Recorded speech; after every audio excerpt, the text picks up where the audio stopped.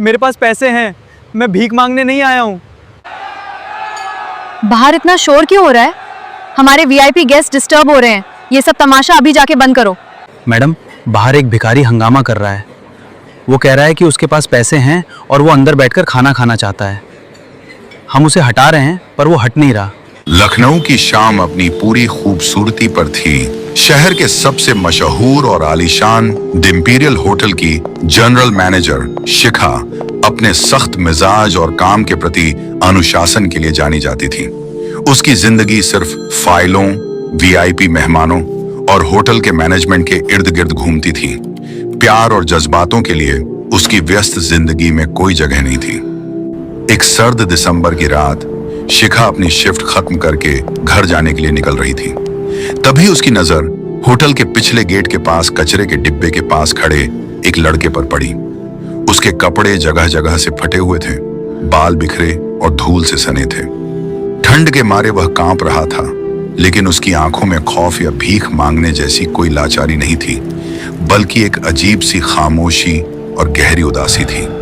Hotel के security guard उसे गालियां देकर वहां से भगाने की कोशिश कर रहे थे। शिखा, जो आमतौर पर इन मामलों में दखल नहीं देती थी, न जाने क्यों उस लड़के की आंखों की तरफ खींची चली गई। वह तुरंत अपनी कार से उतरी और गार्ड्स के पास पहुंची। क्या हो रहा है यहाँ? शिखा की सख्त और कड़क आवाज सुनकर गार्ड सहम गए।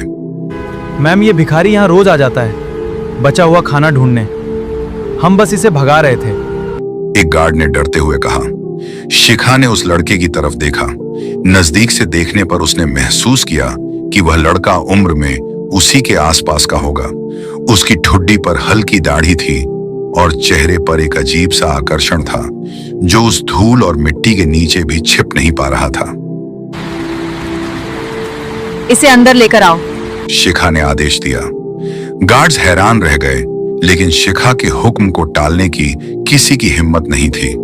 शिखा उसे सीधा होटल के स्टाफ डाइनिंग एरिया में ले गई। सब लोग हैरान थे कि उनकी सख्त मैनेजर एक फटेहाल लड़के को अंदर क्यों लाई है। शिखा ने शेफ को ताजा और गर्म खाना लगाने का निर्देश दिया। जब उस लड़के के सामने खाना आया तो शिखा ने एक और अजीब बात नोटिस की। वह भूखा जरूर था, लेकिन वह पागलों की तरह खाने पर नहीं टूटा। उसने पहले हाथ धोए, एक पल के लिए आंखें बंद करके न जाने किसकी प्रार्थना की, और फिर बेहद सलीके से चम्मच और कांटे का इस्तेमाल करते हुए खाना शुरू किया। उसका यह अंदाज किसी सड़क पर रहने वाले का नहीं हो सकता था। शिखा उसके सामने वाली कुर्सी पर बैठ गई और उसे खामोशी से देखती रही। जब उसने खाना खत्म किया तो उसने टेबल पर रखा पानी पिया और पहली बार शिखा की आंखों में सीधे देखा। उसकी आंखें गहरी भूरी थीं, जिनमें एक ऐसा सुकून था जो शिखा ने अपनी इस चमक दमक वाली दुनिया में कभी नहीं देखा था। शुक्रिया, आपने मुझ पर कोई एहसान नहीं किया है, लेकिन इस वक्त मुझे इसकी बहुत जरूरत थी। लड़के ने बेहद भारी और स्पष्ट आवाज में कहा। उसकी बोली और लहजा बता रहा था कि वह पढ़ा लिखा है। शिखा, जो हमेशा हर बात का सटीक जवाब देने के लिए जानी जाती थी, पहली बार निशब्द रह गई। उसके दिल की धड़कन अचानक तेज हो गई थी। तुम्हारा नाम क्या है? शिखा ने खुद को संभालते हुए पूछा। कबीर। उसने बस इतना ही कहा। कबीर कुर्सी से उठा और बिना कोई और बात किए होटल के पिछले दरवाजे से बाहर अंधेरे में गायब हो गया। शिखा उसे रोक नहीं पाई। उस रात शिखा जब अपने आलीशान फ्लैट में बिस्तर पर लेटी तो उसे नींद नहीं आई। उसके जहन में बार बार कबीर की वो गहरी आंखें और उसका सलीका घूम रहा था। एक मैनेजर जिसके इशारे पर शहर के बड़े बड़े लोग काम करते थे, आज एक फटे हाल लड़के के ख्यालों में उलझ गई थी। अगले दिन शिखा शाम होने का बेसब्री से इंतजार करने लगी। उसका पूरा ध्यान काम से हटकर उस पिछले गेट की तरफ लगा हुआ था। रात के ठीक 8 बजे वह खुद उस कचरे के डिब्बे के पास जाकर खड़ी हो गई, इस उम्मीद में कि कबीर आज फिर आएगा। शिखा रात 8 बजे उसी पिछले गेट के पास खड़ी थी। दिसंबर की सर्द हवाएं उसके चेहरे को छू रही थीं। उसने अपने महंगे ओवरकोट को थोड़ा कस लिया। लगभग आधा घंटा बीत गया, लेकिन कबीर नहीं आया। शिखा को खुद पर झुंझलाहट होने लगी कि वह, जिसका एक एक मिनट कीमती होता है, एक अजनबी के लिए अपना समय क्यों बर्बाद कर रही है। वह हार मानकर मुड़ने ही वाली थी कि तभी हल्की धुंध और अंधेरे के बीच से एक साया उभरता हुआ दिखाई दिया। वह कबीर ही था। आज भी उसके कपड़े वैसे ही मैले और सिलवटों से भरे थे, लेकिन उसकी चाल में वही अजीब सा आत्मविश्वास और ठहराव था। शिखा को उस गेट के पास खड़ा देखकर कबीर के कदमों की रफ्तार थोड़ी धीमी पड़ गई। तुम यहाँ इस वक्त? मुझे तुमसे अभी बात करनी है। कबीर की आवाज में साफ हैरानी थी। शिखा ने अपने दिल की धड़कन को काबू में करते हुए कहा, मैं बस ये देखने आई थी कि तुम आज भी भूखे न सो जाओ। कबीर के होठों पर एक हल्की सी लेकिन बेहद उदास मुस्कान तैर गई। आप इस शहर के सबसे बड़े होटल की मैनेजर हैं। आपका यूं कचरे के डिब्बों के पास मेरे जैसे इंसान का इंतजार करना आपको शोभा नहीं देता मैम। मेरा नाम शिखा है और मुझे क्या शोभा देता है ये मैं खुद तय करूंगी। शिखा ने अपने चिर परिचित सख्त लेकिन थोड़े नरम लहजे में कहा, चलो अंदर चलो, तुम्हारा खाना तैयार है। लेकिन इस बार कबीर ने इनकार में सिर हिला दिया। आपकी फिक्र के लिए बहुत बहुत शुक्रिया शिखा जी, लेकिन मैं रोज रोज किसी की मेहरबानी पर जिंदा नहीं रह सकता। कल रात की बात और थी, मैं कई दिनों से भूखा था, लेकिन आज मैंने पास के एक ढाबे पर बर्तन धोकर अपने लिए 2 रोटी का इंतजाम कर लिया है। शिखा सन्न रह गई। जो लड़का कल इतने शाही अंदाज में छुरी कांटे से खाना खा रहा था, वह आज ढाबे पर बर्तन धो रहा है। शिखा के अंदर की बेचैनी और गहराई। तुम कौन हो कबीर? तुम्हारी बोली, तुम्हारा सलीका, ये सब किसी आम भिखारी या सड़क पर रहने वाले का नहीं है। तुम बर्तन धोने के लिए नहीं बने हो। अगर तुम्हें काम ही चाहिए तो मैं तुम्हें इसी होटल में कोई अच्छी और इज्जतदार नौकरी दे सकती हूँ। शिखा ने एक ही सांस में कह दिया। कबीर ने कुछ पल खामोशी से शिखा की आंखों में देखा। उन गहरी भूरी आंखों में जो दर्द और एक अनकही कहानी छिपी थी, उसने शिखा के दिल में एक अजीब सी हलचल पैदा कर दी। हर टूटी हुई चीज की मरम्मत नहीं की जा सकती शिखा जी। कुछ इमारतें खंडहर ही अच्छी लगती हैं, क्योंकि अगर उन्हें दोबारा बनाने की कोशिश की जाए तो उनकी बुनियाद और भी कमजोर हो जाती है। कबीर ने एक गहरी सांस लेते हुए कहा, आपकी इस मदद की पेशकश के लिए दिल से शुक्रिया, लेकिन मैं जहां हूं, जैसा हूं, ठीक हूं। यह कहकर कबीर पलटा और बिना पीछे मुड़े उस अंधेरी और सर्द सड़क की तरफ बढ़ने लगा। शिखा उसे तब तक जाते हुए देखती रही जब तक वह धुंध में पूरी तरह गायब नहीं हो गया। वह जानती थी कि वह इस लड़के को इतनी आसानी से अपने जहन से नहीं निकाल पाएगी। कबीर कोई मामूली लड़का नहीं था। वह एक ऐसा राज था जिसने शिखा की जिंदगी के शांत तालाब में एक भारी पत्थर फेंक दिया था। अगले दिन सुबह शिखा ने अपने सबसे भरोसेमंद सिक्योरिटी इंचार्ज विक्रम को अपने केबिन में बुलाया। विक्रम, कल रात जो लड़का पिछले गेट पे आया था, कबीर, मुझे उसके बारे में सब कुछ जानना है।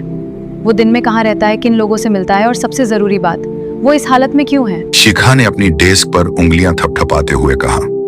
उसने ठान लिया था कि वह कबीर के इस रहस्य के पीछे का सच जानकर ही रहेगी, चाहे इसके लिए उसे कुछ भी क्यों ना करना पड़े। विक्रम एक काबिल और तेज तर्रार अफसर था। 2 दिन बाद वह एक फाइल लेकर शिखा के केबिन में दाखिल हुआ। उसके चेहरे पर एक अजीब सी उलझन और हैरानी थी। क्या मिला तुम्हें विक्रम? शिखा ने फाइल अपनी तरफ खींचते हुए पूछा। उसकी धड़कनें तेज थीं। मैम, आप यकीन नहीं करेंगी, वो कोई मामूली भिखारी या आवारा लड़का नहीं है। उसका पूरा नाम कबीर अहलूवालिया है। 3 साल पहले तक वो इस शहर के सबसे बेहतरीन और मशहूर आर्किटेक्ट्स में से एक हुआ करता था। विक्रम ने गहरी सांस लेते हुए कहा। शिखा के हाथ फाइल खोलते हुए रुक गए। आर्किटेक्ट तो फिर उसकी ये हालत कैसे हुई? धोखा मैम, विक्रम ने भारी आवाज में बताया। कबीर के सबसे करीबी दोस्त और बिजनेस पार्टनर ने उसके साथ करोड़ों का फ्रॉड किया और सारे फर्जी पेपर्स कबीर के नाम पर बना दिए। कबीर को जेल होने ही वाली थी कि उसने अपना घर, गाड़ी, प्रॉपर्टी सब कुछ बेचकर निवेशकों का पैसा चुका दिया ताकि उसकी इज्जत पर दाग न लगे। लेकिन कहानी सिर्फ इतनी नहीं है। जिस दिन कबीर अपना सब कुछ हार चुका था, उसी दिन एक सड़क हादसे में उसने अपनी छोटी बहन को खो दिया। उस सदमे ने उसे पूरी तरह तोड़ दिया। वह इस बनावटी दुनिया, पैसे और रिश्तों के लालच से इतना नफरत करने लगा कि उसने खुद को इस समाज से पूरी तरह अलग कर लिया। उसकी ये हालत मजबूरी नहीं, उसकी अपनी मर्जी है। शिखा ने फाइल में लगी कबीर की पुरानी तस्वीर देखी। एक शानदार सूट में मुस्कुराता हुआ, आत्मविश्वास से भरा एक नौजवान, और आज का फटेहाल कबीर। दोनों में जमीन आसमान का फर्क था, लेकिन आंखों की वो गहराई आज भी वही थी। शिखा की आंख से छलक कर एक आंसू फाइल पर गिर पड़ा। उसे कबीर के कहे वो शब्द याद आ गए, कुछ इमारतें खंडहर ही अच्छी लगती हैं। वो दिन में कहाँ रहता है? शहर के बाहरी इलाके में जो पुरानी जर्जर सरकारी लाइब्रेरी की इमारत है, वो वहीं रहता है। लेकिन मैम, वहां जाना सुरक्षित नहीं है। विक्रम अपनी बात पूरी भी नहीं कर पाया था कि शिखा अपना कोट और कार की चाबियां उठाकर केबिन से बाहर निकल गई। करीब आधे घंटे बाद शिखा की कार उस खंडहर हो चुकी लाइब्रेरी के पास रुकी। जगह जगह से टूट चुकी दीवारें और चारों तरफ फैला सन्नाटा थोड़ा डरावना लग रहा था। शिखा धीरे धीरे अंदर दाखिल हुई। अंदर का नजारा देखकर वह ठिठक गई। कबीर जमीन पर बैठा था। उसके हाथ में कोयले का एक टुकड़ा था और वह सामने की एक टूटी हुई दीवार पर कुछ बना रहा था। शिखा बिना कोई आवाज किए उसके पीछे जाकर खड़ी हो गई। वह दीवार पर एक बेहद खूबसूरत लेकिन अधूरी इमारत का स्केच बना रहा था। तुमने कहा था कि तुम्हें खंडहर पसंद है। शिखा की आवाज उस सन्नाटे में गूंजी। कबीर का हाथ रुक गया। उसने मुड़कर शिखा को देखा। उसके चेहरे पर कोई खास हैरानी नहीं थी, मानो उसे कहीं ना कहीं अंदाजा था कि यह जिद्दी मैनेजर उस तक पहुंच ही जाएगी। और आपने साबित कर दिया कि अमीर लोग किसी की भी जाती जिंदगी में दखल देने का हक समझते हैं, कबीर ने बिना किसी भाव के कहा। उसने कोयला वहीं छोड़ दिया और अपने हाथ झाड़ने लगा। मैं तुम्हें यहाँ से ले जाने आई हूँ, कबीर अहलूवालिया। शिखा ने उसकी आंखों में सीधे देखते हुए कहा। उसने जानबूझकर उसका पूरा नाम लिया था। अपना पूरा नाम सुनकर कबीर के चेहरे की मांसपेशियां पल भर के लिए तन गईं। उसका वो अतीत, जिसे वह हमेशा के लिए दफन कर चुका था, आज शिखा के रूप में फिर उसके सामने खड़ा था। उसने शिखा की तरफ एक कदम बढ़ाया और उसकी आंखों में गहराई से झांकते हुए बेहद धीमी लेकिन चुभने वाली आवाज में कहा, मुझे लगा था कि आप सिर्फ एक जिद्दी मैनेजर हैं, लेकिन आप तो एक जासूस भी निकली। कबीर की आवाज में एक सर्द कड़वाहट थी। मैंने आपसे कहा था ना कि मुझे मेरे हाल पे छोड़ दीजिए। जो कबीर अहलूवालिया इमारतें बनाता था वो 3 साल पहले मर चुका है। यहाँ सिर्फ एक कबीर है जिसे इस दुनिया और इसकी कामयाबी से कोई वास्ता नहीं है। शिखा एक कदम भी पीछे नहीं हटी। वह उसकी आंखों में छिपे तूफान और उस दर्द को महसूस कर सकती थी। इंसान मरता है कबीर, लेकिन उसका हुनर नहीं। तुम्हारी उंगलियों में आज भी वही जादू है। शिखा ने दीवार पर बने उस कोयले के स्केच की तरफ इशारा किया। तुम खुद से भाग सकते हो, दुनिया से भाग सकते हो, लेकिन अपनी इस कला से कैसे भागोगे? कबीर ने गुस्से से उस दीवार की तरफ देखा और एक झटके में अपना हाथ उस स्केच पर फेर दिया, जिससे वो खूबसूरत चित्र एक भद्दे काले धब्बे में बदल गया। शिखा की आंखें फटी की फटी रह गईं। क्या मिलता है आप लोगों को?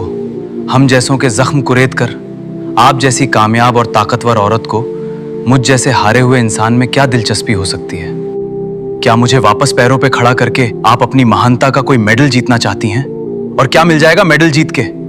जाइए मैडम आप, और मुझे अकेला छोड़ दीजिए। शिखा ने एक गहरी सांस ली। कबीर के शब्द तीखे थे, लेकिन शिखा जानती थी कि यह उसका गुस्सा नहीं, उसका गहरा घाव बोल रहा है। मुझे कोई मेडल नहीं चाहिए कबीर, और ना ही मैं कोई समाज सेविका हूँ। मैं द इंपीरियल की जनरल मैनेजर हूँ। टैलेंट और उनकी काबिलियत देखती हूँ, और मैंने तुम में वो देखा है। शिखा ने अपने ओवरकोट की जेब से अपना विजिटिंग कार्ड निकाला और कबीर के सामने बढ़ा दिया। कबीर ने उसे नहीं पकड़ा तो शिखा ने उसे वहीं जमीन पर एक पत्थर के पास रख दिया। कल सुबह 10 बजे मैं मेरे कैबिन में आना। मैं तुम्हें भीख या दया नहीं, एक मौका दे रही हूँ। हमारे होटल के नए विंग का रेनोवेशन, और मुझे इसके लिए एक ऐसे आर्किटेक्ट की जरूरत है जिसकी सोच सबसे अलग हो। अगर तुम में जरा सी भी वो आग बची है जो कभी कबीर अहलूवालिया के सीने में जलती थी, तो तुम आओगे और अगर नहीं आए तो मैं समझ जाऊंगी कि तुम्हारी बहन के साथ साथ तुम भी उसी दिन खत्म हो गए थे। अपनी बहन का जिक्र सुनकर कबीर की आंखें एक पल के लिए फैल गईं। बिना कबीर के किसी और रिएक्शन का इंतजार किए शिखा वहां से मुड़ी और अपनी कार की तरफ बढ़ गई। कबीर वहीं खामोश खड़ा अपने हाथों में लगी कोयले की कालिख और जमीन पर पड़े उस सफेद विजिटिंग कार्ड को घूरता रहा। अगली सुबह शिखा अपने आलीशान केबिन में बैठी थी। घड़ी की सुइयां 10 बजा चुकी थीं। उसने अपने सामने रखी कुछ फाइलों पर ध्यान लगाने की कोशिश की, लेकिन उसका सारा ध्यान कांच के दरवाजे पर था। 10:15, 10:30, 11 बज गए। समय बीतता जा रहा था। शिखा के दिल में एक अजीब सी उदासी छाने लगी। क्या कबीर वाकई नहीं आएगा? क्या उसने सच में हार मान ली है?